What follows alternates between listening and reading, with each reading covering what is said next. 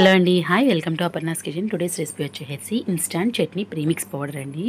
అంటే మనకి రోజు టిఫిన్స్లోకి చట్నీ అనేది ప్రిపేర్ చేసుకుంటూ ఉంటాము.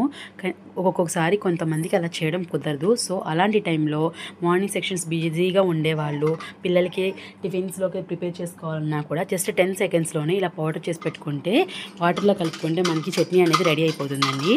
దీనికి ఒక బాండీలో మనకి ఇది మనం రెడీ చేసుకున్న తర్వాత కనీసం 15 to 20 డేస్ అనేది మనకు బయట నిల్వ ఉంటుంది. ఫ్రిడ్జ్లో అయితే అంతకంటే ఎక్కువే ఉంటుంది.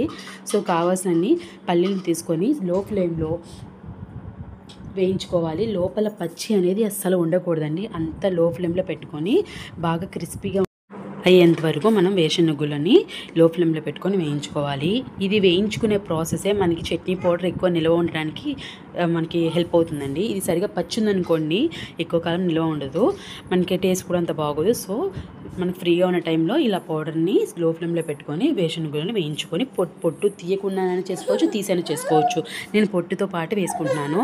అవి చల్లారే లోపల ఇంకొక బాండీలో కారాన్ని తగ్గట్టు ఎండుమిర్చి, ఆ ఎండుమిర్చి ప్లేస్లో మనం పచ్చిమిర్చిని కూడా డ్రై చేసుకొని పెట్టుకోవచ్చు. డ్రై చేయలేని వాళ్ళు ఒక రోజంతా ఎండలో పెట్టుకొని ఆ పచ్చిమిర్చిని యాడ్ చేసుకోవచ్చు. పచ్చిమిర్చి డైరెక్ట్గా అయితే వేయకూడదండి. 2 స్పూన్లు జీలకర్ర, అలాగే టేస్ట్ తగ్గట్టు కొద్దిగా చింతపండు, చిన్న నిమ్మకాయ సైజు చింతపండు, అలాగే 1 కప్పు వేపుడు పప్పు అంటే గొల్ల శనగపప్పు. వీటన్నిటినీ కూడా లో ఫ్లేమ్లో పెట్టుకొని రోస్ట్గా అయ్యేంత వరకు వేయించుకోవాలి. ఇది వేసుకున్న తర్వాత ఇందులోకి ఒక గుప్పుడు కరివేపాకు, ఎక్కువ అక్కర్లేదండి, ఒక గుప్పుడు కరివేపాకు కూడా వేసుకొని దీంతో పాటు వేయించుకోవాలండి. అలాగే టేస్ట్ ఇష్టం ఉన్న వాళ్ళు వెల్లుల్లిని కూడా యాడ్ చేయొచ్చు. నేనైతే యాడ్ చేయలేదండి. టేస్ట్ ఇష్టం ఉన్న వాళ్ళు ఖచ్చితంగా ఒక 5 నుంచి 6 వెల్లుల్లి రెబ్బలు మాత్రం ఖచ్చితంగా వేసుకొని టేస్ట్ ఇంకా బాగుంటుంది. వీటన్నిటిని కూడా లో ఫ్లేమ్లో పెట్టుకొని రోస్ట్గా అయ్యేంత వరకు వేయించుకోవాలి. రోస్ట్నెస్ అనేది మనకి ఎలా తెలుస్తుంది అంటే మనకి మంచి అరోమా అనేది వస్తుంది. దట్టు మనకి కరివేపాకు అనేది చేత్తో పట్టుకుంటే చక్కగా నలిగిపోతుంది, పౌడర్ లాగా నలిగిపోతుంది. అప్పటి వరకు వేయించుకోవాలి. అలా వేయించుకుంటేనే అక్కడ ఉన్న పచ్చిదనం అంతా పోయి మనకి స్టోరేజ్ అనేది ఎక్కువ రోజులు ఉంటుంది. ఇప్పుడు స్టవ్ ఆఫ్ చేసి అలా ఆ బాండీలోనే ఒక 2 minutes 3 minutes అనేది మనం అందులోనే ఉంచేసుకుంటే మనకి ఒక పచ్చున్నా కూడా పోతుందండి. తర్వాత వీటిని మనం మిక్సీ పట్టుకునేటప్పుడు ఫస్ట్ మనం వేయించుకున్న వేరుశనగుళ్ళు ఉన్నాయి కదా, వాటిన్నింటినీ పొట్టుతో సహా వేసేసేయండి. పొట్టు ఇష్టం లేని వాళ్ళు పొట్టు తీసుకొని వేసుకోవచ్చు. ఇప్పుడు నేను పొట్టుతో సహా వేస్తున్నాను. ఇందులో మనం వేసేటప్పుడు వేరుశనగుళ్ళని ఫస్ట్ వేసేసిన తర్వాత మిగతా ఇంగ్రీడియంట్స్ అన్నీ వేసుకొని దానికి సరిపడా సాల్ట్ వేసుకోండి. సాల్ట్ అనేది తక్కువైనా పర్లేదు కానీ ఎక్కువ మాత్రం వేసుకోవద్దు. తర్వాత కావాలనుకుంటే వాటర్తో పాటు సాల్ట్ కూడా వేసుకొని కలుపుకోవచ్చు.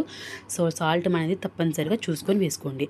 తర్వాత జస్ట్ మనం బాగా స్పీడ్గా పెట్టేసి మిక్సీ పట్టకుండా మధ్య మధ్యలో చూసుకుంటూ పల్స్ అనేది ఇవ్వండి. ఎందుకంటే బాగా వేరుశనగుళ్ళలో ఆయిల్ బయటకు వచ్చేసి ముద్దయిపోతుంది. సో చూసుకొని మిక్సీ అనేది పట్టుకోండి. అంతే అండి.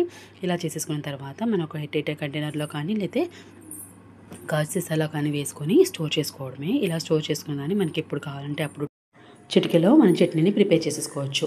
ఈ చట్నీ ప్రిపేర్ చేసుకున్న తర్వాత దీన్ని నార్మల్ వాటర్తోనే కలిపేసుకోవచ్చు అండి. మనకు కావాల్సినంత వాటర్ పోసుకొని సాల్ట్ సరిపోతే కనుక సాల్ట్ కూడా వేసుకొని కలుపుకోవడమే. హాట్ వాటర్ అనేది యూజ్ చేయక్కర్లేదు. నార్మల్ వాటర్తో కలిపేసుకొని మన చట్నీని ఎందులోకైనా సరే యూజ్ చేసుకోవచ్చు అండి.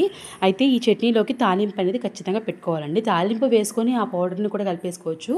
కాకపోతే నేను ఆయిల్ స్మెల్ అనేది వస్తుంది, ఎక్కువ రోజు నిల్వ ఉండట్లేదు కాబట్టి ఇప్పుడు ఆయిల్, అందుకని నేను తాలింపు అనేది పెట్టట్లేదు. మనం ఇలా పౌడర్ కలుపుకున్న తర్వాత ప్రత్యేకంగా దీనికి తాలింపు పెట్టుకొని అందులో కలుపుకుంటే టేస్ట్ అనేది చాలా బాగుంటుందని తప్పకుండా ట్రై చేయండి. అంతేనండి, చట్నీ ప్రీమిక్స్ పౌడర్ రెడీ అయిపోయింది. వీడియో నచ్చితే లైక్ చేసి షేర్ చేసి సబ్స్క్రైబ్ చేసుకోండి. మరిన్ని ఇన్స్టెంట్ రెసిపీస్ కోసం